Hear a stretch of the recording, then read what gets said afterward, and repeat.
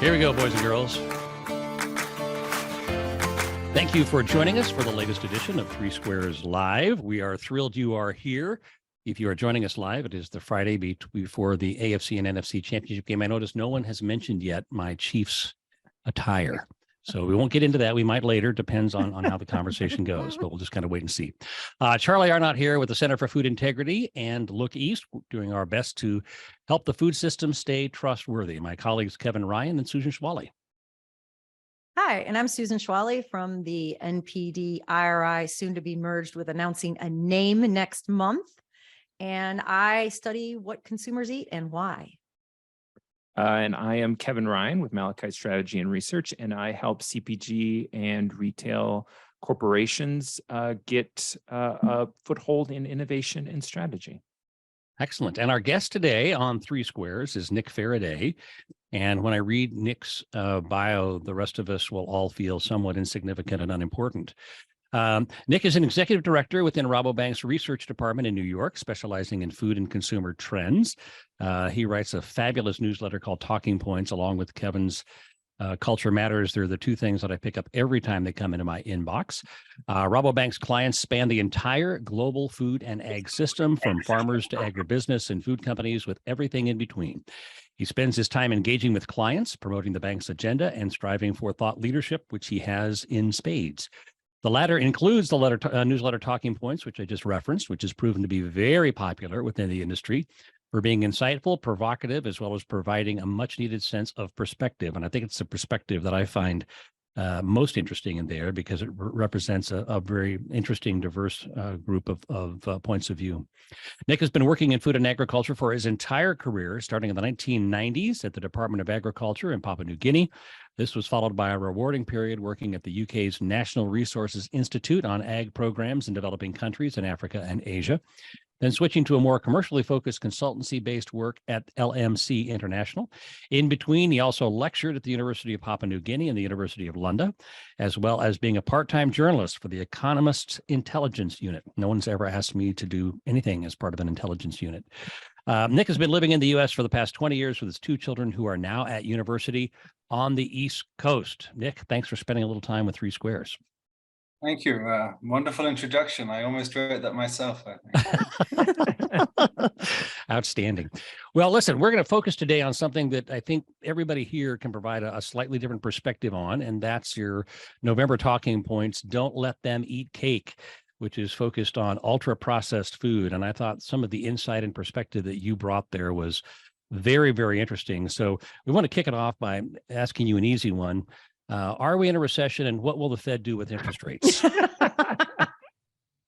Yeah, that's a wonderful segue there. Yeah. So back to ultra processed food. If you could, I mean, it was fascinating, the number of different perspectives and the way you took a look at it. Would you just spend a minute or two unpacking it for us? Yeah, thanks. And thanks very much for the invitation. I mean, bankers don't often get invited. We usually just turn up unannounced. It's a consternation of the company. So you're very brave to certainly invite a banker. Yeah, the whole world, I mean, the concept is fascinating, and it may or may not be a big issue depending on whether the consumer, gets hold of it. And so it's been fun to write and to research, and I've got to speak to a lot of different people in the industry. The term itself refers to the degree of processing of food, and we're used to kind of maybe beating up on food, whether it's ingredients list, too much sugar or salt or fat. And this scheme that's come out of Brazil, this NOVA classification, is not the first way to define, or we've defined processed foods, but it's certainly taken off. It puts food into 4 buckets, from minimally to very processed. And so viewing food rather than through the ingredients list or the calorie count, but through the lens of processing, the degree of processing is really interesting. And of course, it's super relevant because and concerning, because there are some very troublesome correlations, not causation, correlations between consumption of these highly processed foods and poor health outcomes. And that wouldn't be a problem, Charlie, if this was like 1% of our diet. Right. But in fact, in the UK, Canada, and United States, where we're all sitting, it's over 50% of adults' calories, and it kind of covers 70% of the supermarket. So it's, and that's the reference to, don't let them eat cake is kind of Marie Antoinette thing. We're going to avoid them. What the hell are we going to eat? Because it's everything. So as we think about that, I'm going to introduce Kevin. We'll ask you to comment on it, and then Susan, and then there's some other things that you talk about, but I think you set the stage very well, Nick, in terms of the percentage of our diet. And, in the US now, we spend more on diet-related healthcare than we do on tobacco-related healthcare. And so this is not just an interesting issue. It's one of pressing concern individually, but collectively, as you think about public health issues. Kevin, you work with a lot of CPG companies. You came from General Mills, where you led innovation. What's your perspective on this? Where are we headed? Because we think about, fortifying food in some ways can be perceived as very positive and very healthful.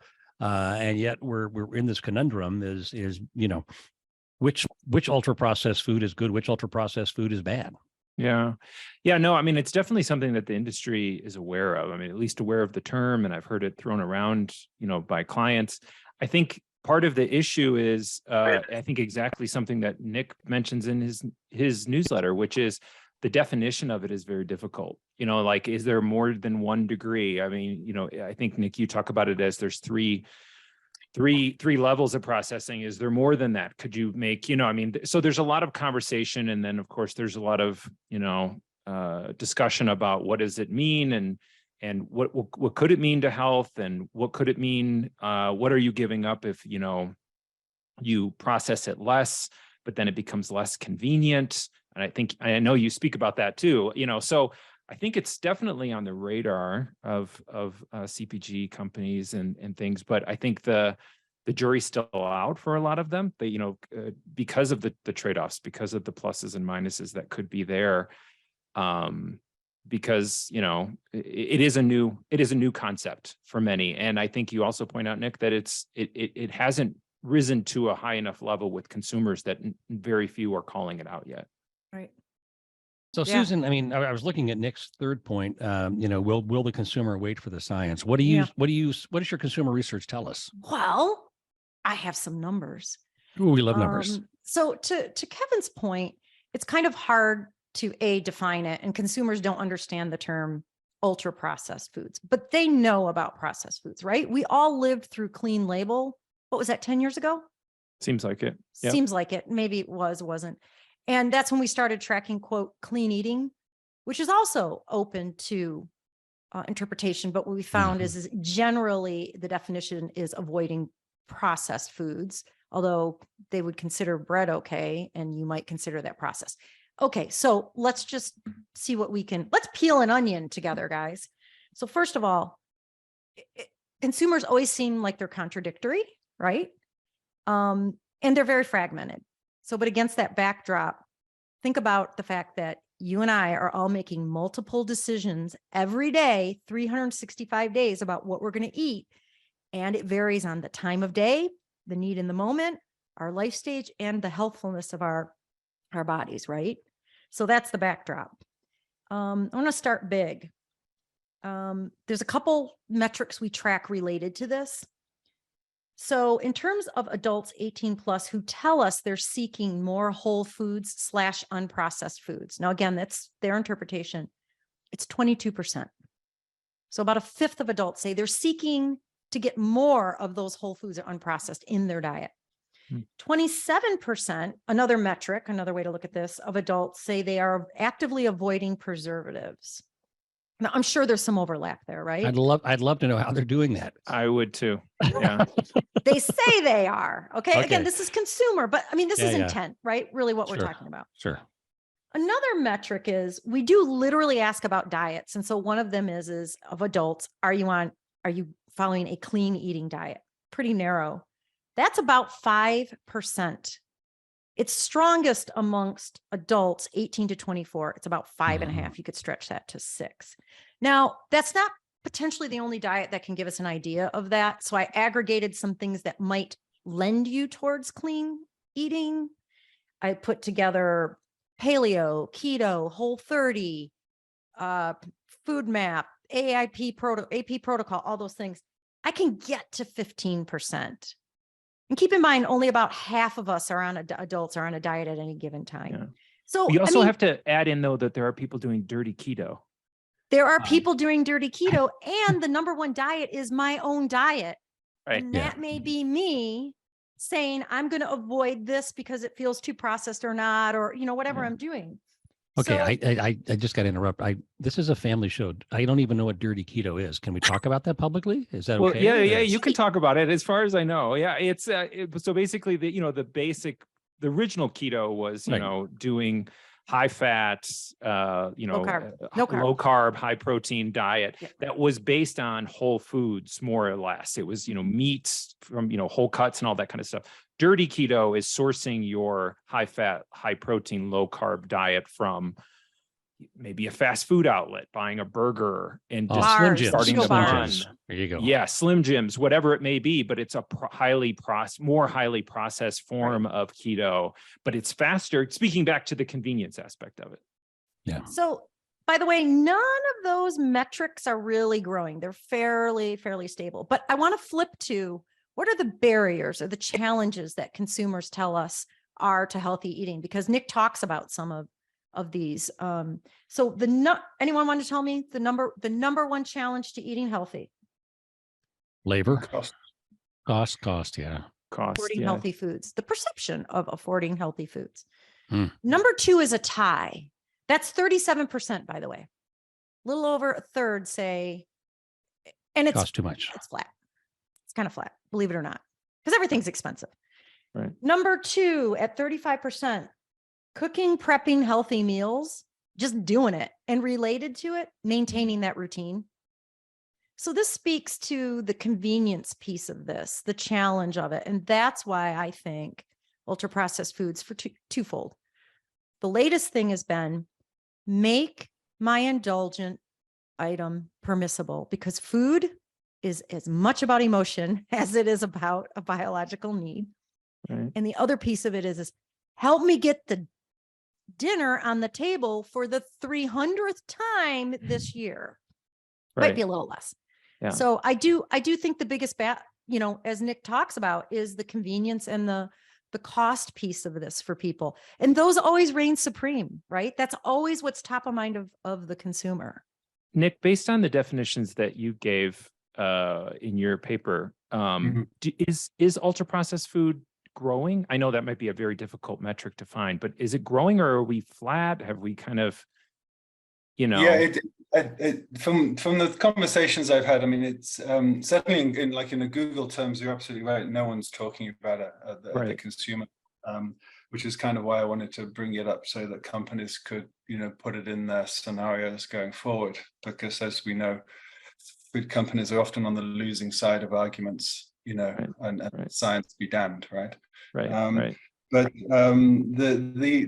the concept, I think, is new in the sense that food has become more processed over time, and I kind of tried to talk to that about what are the drivers.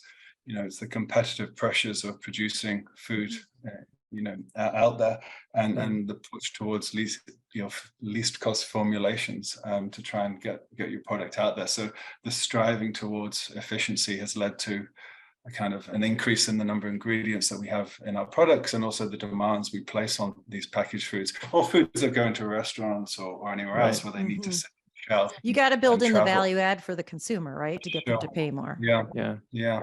And that's, I think, one of the reasons why I wanted to try and bring it out as a subject to, certainly to our clients and to the wider industry, was just that I kept coming up against the same argument amongst food companies, where they would throw their hands up in the air and say, everything's processed, what can we possibly do about this? And then it was only those kind of further almost interrogations that I would give them that they would suddenly realize that they were on thinner ice than they thought, because everyone wanted to keep taking the conversation back to the ingredients. Whereas what these guys are looking at is is there or is there not something about the degree of processing? And we have to remember that in other parts of the world, the evidence that's already in the public domain has been sufficiently persuasive for public health agencies around the world, France, Israel, Mexico, Brazil, Chile, to start using the language of ultra-processed foods and advising their populations to avoid.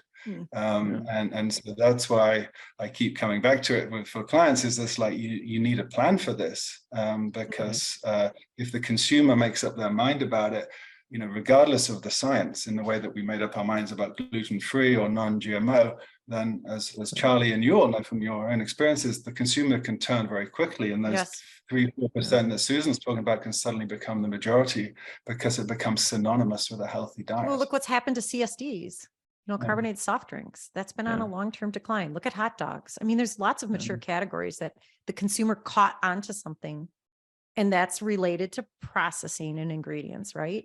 It's just, you're right. What's the next fire? And I don't think anything's really catching yet. Soybean isolate or whatever you talk about. Yeah, I know it's not caught fire yet. Yeah.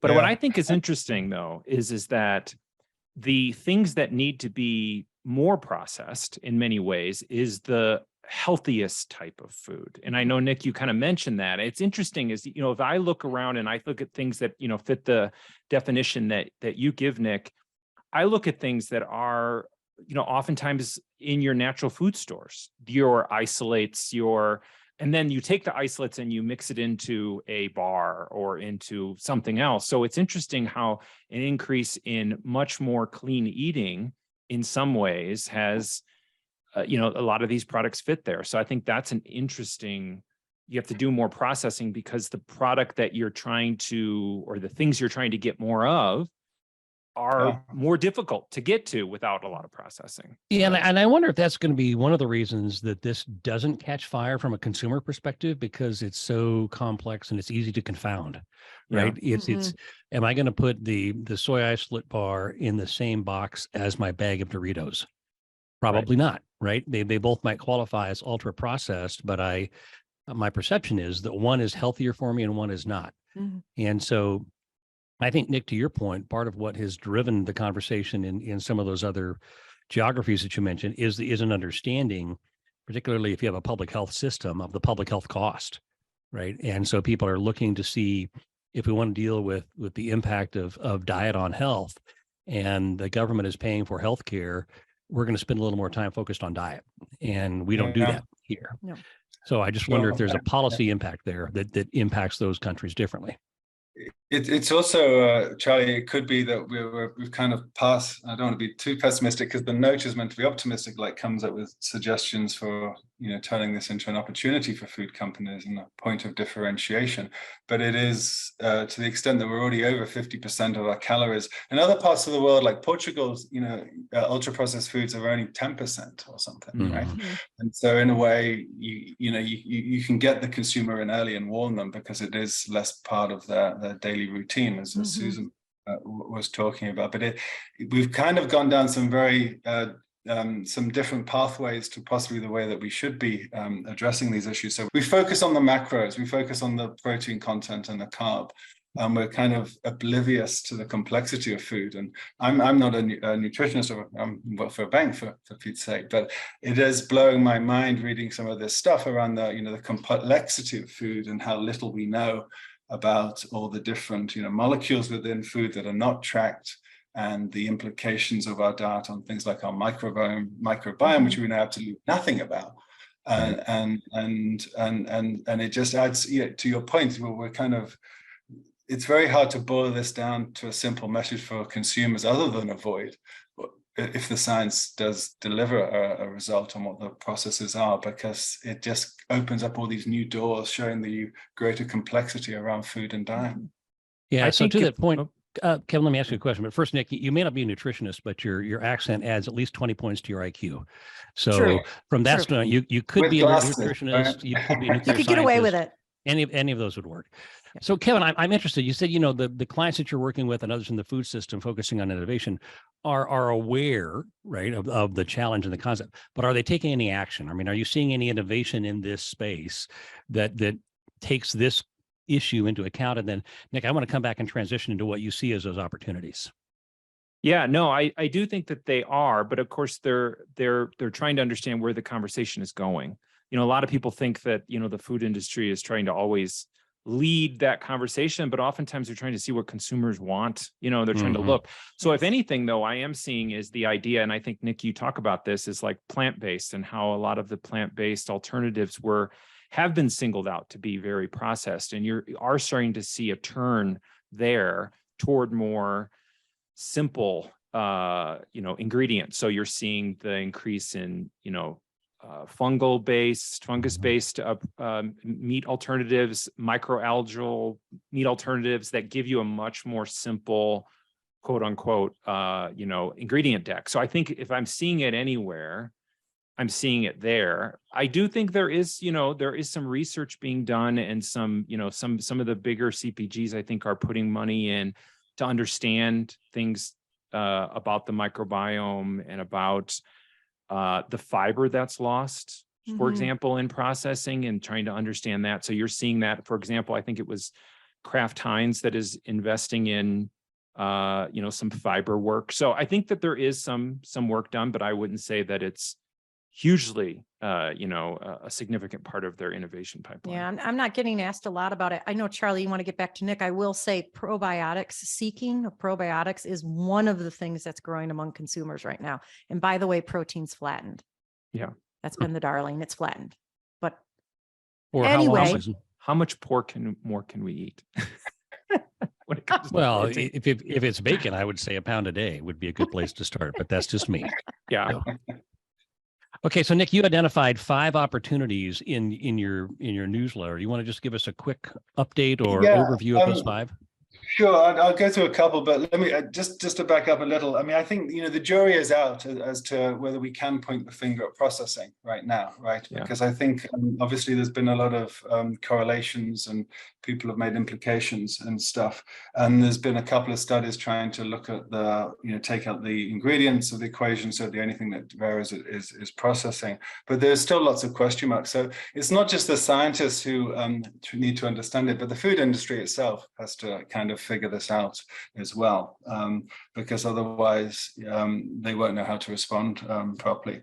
But in terms of the opportunities, I mean, it's kind of like one of the first one, the obvious one really, is that most things that leave the farm gate are highly unprocessed, right? Single ingredient, whether it's animal products, milk, or so on, and those kind of traditional processing techniques that have been around in cultures for hundreds, if not thousands of years, no one is saying no to processing. That's also very, we're not, no one is advocating, vegan diets and any of this of minimally processed nature. So don't bring back raw food. Raw food is probably not coming back. Oh, maybe don't start on the carrot thing. All of those things. But in terms of when we often hear how, the agriculture sector is always on the back foot and always being beaten up by current trends, the idea that something kind of moves in their favor, where there is a question mark over highly processed foods, it then points to the more minimally processed, the traditionally fermented and processed foods. So I think that's a big win. And the consumer's kind of primed for this, as you guys mentioned, in terms of clean labels and those type of things. And companies have, for the last 10 years, been trying to clean up the ingredients list. I mean, possibly for the wrong reasons, because often the arguments are, don't eat anything you can't pronounce and all of these things. So it's kind of almost ironic that those guys may have been right, but for different for reasons. So I think it wouldn't come as like a bombshell to food companies. So, well, we're kind of on a curve for this already. So how do we step that up? And then it's kind of a case of like, well, do we need to start thinking about how we used to make bread 20 years ago and what's changed in the last 20 years? And, are some of those things, is it possible to reverse engineer some of that stuff and go back to an earlier, maybe more traditional forms of processing? Because again, it may not be that we're adding stuff that's causing the damage. It could be just the degradation of the food during all these processing steps that's actually the problem, and whether it's just a fiber thing. And then there's always the ag solution. So you have companies out there like Benson Hill that's trying to come up with a high protein soybean flour, I think. So rather than having a highly processed ingredient, which is unrecognizable from its original food, you can actually produce foods that kind of have those processes, so those benefits, so you can kind of cut out processing steps. All in, of course, ultimately trying to deliver tasty, affordable products to consumers, it's almost possibly impossible, to square the circle, so to speak. Yeah, but it's fun to think about the puzzle, right? I mean, that's part of the challenge that I think intrigues us and intrigues a lot of folks in the food system is how do we do a better job of anticipating what's coming, what's next, and how do we prepare for it in a way that meets consumers' needs and also helps us achieve our other objectives in terms of protecting and enhancing the planet and achieving the profitability that allows the food system to sustain.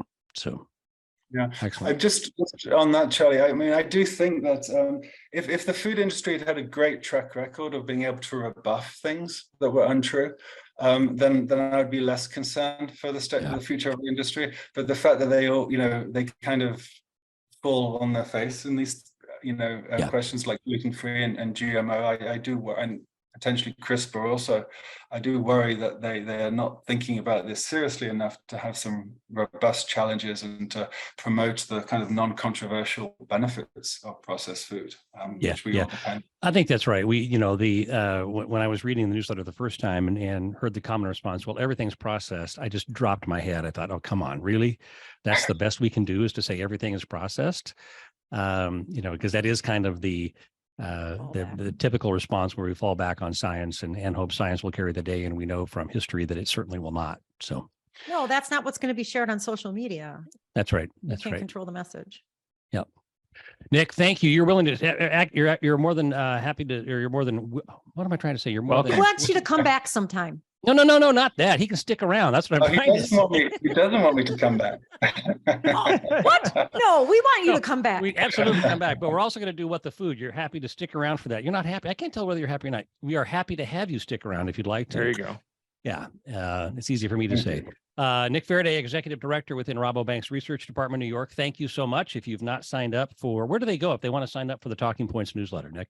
They probably better email me and bypass the Rabobank, but that might get me into trouble. But okay. All right. So if you need contact information, reach out to one of us. We'll connect you with Nick and we'll make sure you're on the Talking Points list. So Nick, thanks again. And Kevin, you are up. I believe we'll have another quiz. And I won the last one. We tied on the one before. So I don't know. I feel like we had 3 quizzes and I'm up 2. Oh, that's not. Oh my gosh, we're gonna have to drop the replay flag. I think on this one. Halloween. We'll have to go back and listen to them again. So yeah. Speaking of replay flags, Kansas City might have a chance at the Super Bowl this year. Yeah, but with Mahomes injured, I don't know. So yeah, but Brady's not going to do it. 40 so minutes. You might have a chance. Yeah. He needs to retire, but that's a whole other segment. So, all right, Kevin, what the food? What the food? All right. Well, in honor of talking about processing and things, I thought I'd do a processing quiz because we've been to your. So we're going to understand. See how much know you about processing. Of course, it's going to be multiple choice. So I'll know more because I grew up at the dawn of the microwave. Charlie grew up at the dawn of the pickling and fermenting, and so I know all of these things. Yes. All right. So let's start off. I got a couple questions for you. So, which of the following food processing methods were invented in a contest sponsored by Napoleon to create better, long-lasting food for the army? Now, canning. It's a multiple choice. Choice. A, pasteurized milk. B, margarine. C, canning. D, freeze drying. Shall we say C? Canning. I said it first. Canning. We can both have the same thing. Yeah, canning. You saying canning? Actually, it's a trick question. It's both B and C. What's B? Oh, B was margarine. Oh. So margarine was invented by a gentleman named, and I'm going to totally get this wrong, Hippolyte Moires. I don't know if I'm pronouncing that correctly. My French is horrible. 1869. In response to a challenge by Napoleon III to create a butter substitute. And so he took tallow, melted it down. But the interesting part of this is he also added in udders. For some reason, he chopped up udders, put it in there to make oleomargarine. He thought the udders were very important. Later, Charlie and I might vomit. Realized that the udders were not necessary. And then canning was invented challenged by Napoleon I in 1809 by Apert, who was a brewer and a confectioner. So wasn't that all about food supply chain with the army? Yes. Yeah. Yeah, yeah. An army travels on its stomach, as they Yes, say. that's So right. yes, but a lot of things have been invented due to army rations. So True. absolutely. So I'll, So, bet, okay. I'll bet Napoleon said, "I can't believe it's not udder." That's probably, yes. Oh, That's, Charlie. Oh, all right. jeez. Moving on. Oh, Moving on. he gets a negative point for that. All right. Question 2. You're tied so far. When mechanical refrigeration was first invented, that's like mechanical, like an air conditioner, not not Ice just block. ice. Mhm. Which industry was the first to use it at scale? Was it A, beer making, B, vegetable shipping, C, chocolate makers, or D, meat packers? Well, it depends on what you mean by scale. I'm going to go D, meat D, packers. yeah. Because I know it was the one that really, we used to have to bring the animals to the city. And Yep. then we took the refrigeration to the country, and that changed the entire meatpacking business. I'll say meatpacking. They were a close second. Ooh, Vegetables. So Chocolate. actually, beer, brewing. Beer. Was the first Beer one to doesn't use have it. So meat packers. Okay, so it's the idea, the introduction of lager into the United States was a big deal. And you could, think about it. If you're trying to brew and you've got a warm area, area, they would over ferment. It would blow the bottles up. So meat packers stayed with ice for a long time before they got, so refrigeration and air conditioning and all that kind of stuff was used in brewing not way before, but decades before it was moved into meat. Meat was a quick follow though as well. Shoot. Well, I'll enjoy a pint to that tonight. Yeah, There you need to go. be more beer centric. All right, question 3. There's 4 questions. Question 3. The discovery of this food processing technique involves World War II, airplanes, and a Mr. Goodbar candy bar. Was it A, irradiation, B, spray drying, C, MRE production, or D, microwaving? I'm going to go with MRE, but I could be completely wrong. Okay, Susan? It had to do with an airplane? Airplanes, World War II, and a Mr. Goodbar. And what was it? Irradiation? There's something there about Mr. Goodbar. Irradiation, spray drying, MREs, or microwaving? I'm going to go spray drying. You are both incorrect. It is D, microwaving. Microwaving. So a gentleman named Percy Spencer, who was an engineer, he was working on magnetrons, which are used in radar. He was walking around at Raytheon with the Mr. Goodyear bar in his back pocket, and he realized that every time he got near the magnetron, the candy bar melted in his back pocket. And Raytheon decided, hey, this is interesting. So they actually patented it in 1941, I believe, or 1939. And they patented the first and marketed the first microwave called the radar range. If you remember the radar I range. do remember the radar That's why range. it's called the radar range. Yeah, I'll be because it was darned. actually came from that. So, all right, where are we at? Are we tied? We're Are you tied. Tied. Yeah, because we both are not doing very well. All right, actually, I have 2 more questions. So we'll see. Let's see. Okay, All next question. Which of the following modern sounding food processing techniques was first used by the ancient Inca? Was it A, freeze drying, B, irradiation, C, ohmic heating, or D, fluidized bed drying? There's 2? There's 1. Oh, I Which thought you of the said 2. following? No, which of the following was used by the ancient Inca? Even though they all sound very modern. Freeze drying, irradiation, ohmic heating, or fluidized bed drying? I don't even know what ohmic heating is. Fluidized bed drying. Okay, Susan's got D. Charlie?